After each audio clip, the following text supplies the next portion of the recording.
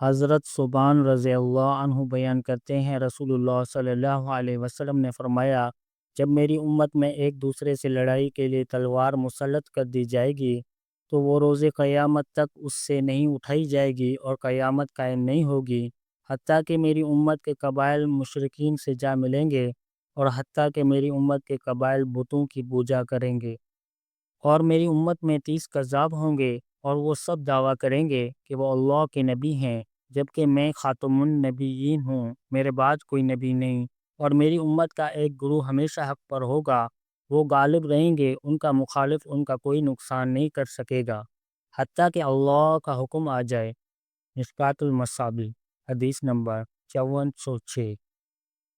حضرت عبداللہ بن مسعود رضی اللہ عنہ نبی صلی اللہ علیہ وسلم سے روایت کرتے ہیں، آپ صلی اللہ علیہ وسلم نے فرمایا، اسلام کی چکی 35 یا 36 یا 37 برس تک نظام کے تحت چلتی رہے گی۔ اگر انہوں نے اختلاف کیا اور دین کو بے وقت سمجھ کر ہلاکت کو اختیار کیا تو پھر ان کی راہ وہی ہے جو ہلاک ہوئے جیسے سابقہ امتیں، اور اگر ان کے لیے ان کا دین قائم رہا تو وہ ان کے لیے 70 سال تک رہے گا۔